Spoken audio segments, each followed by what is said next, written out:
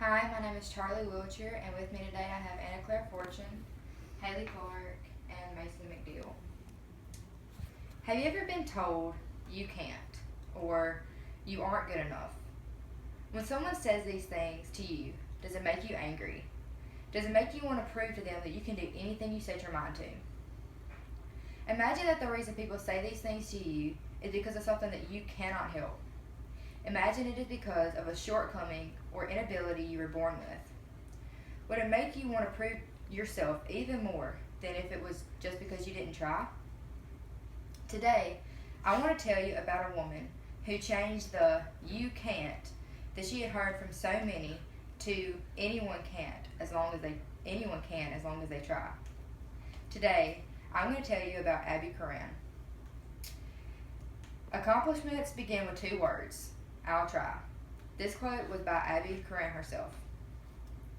If one were to look at Abbey Curran today, he or she may see a beautiful, smart, successful, and happy woman. What you will not see is the process that Miss Curran went through to get to the point she is at today.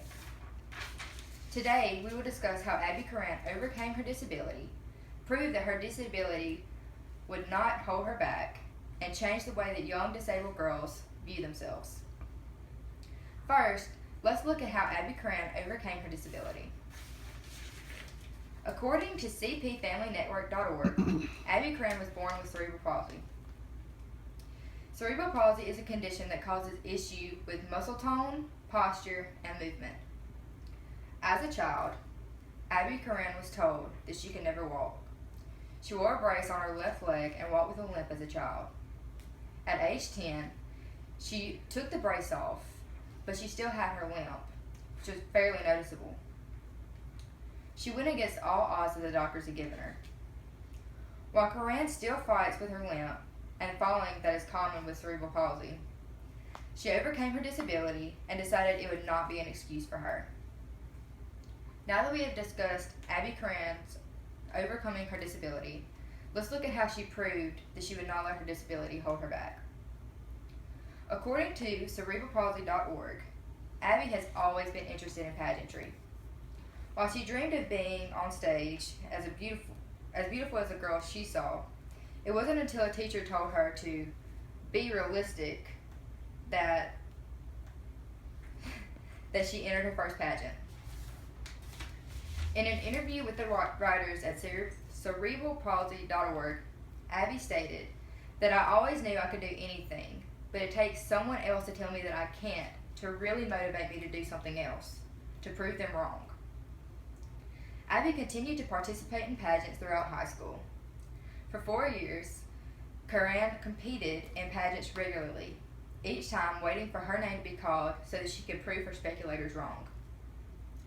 While attending school at St. Ambrose University, Curran obtained an application to enter and compete in the Miss Iowa pageant.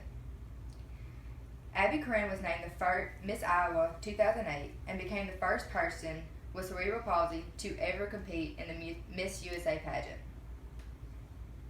Curran proved all of her doubters wrong and showed that she could do anything despite her disability. Now that we have talked about how Curran proved her disability could not hold her back, let's look at how she changed the way other young girls view themselves. According to The Telegraph, Curran began her not-for-profit Miss You Can Do It pageant in 2004 at the age of 16. She wanted other young women like herself to be able to experience what she felt on stage. When dressed up, competing for a tiara, Curran found that her disability faded away. She became beautiful, happy, and free in that moment in the spotlight. It was this freedom she wanted other girls like herself to have, even if only for a minute. At the Miss You Can Do It pageant, everyone is a winner. Every girl leaves with a crown, a trophy, a sash, and a gift box.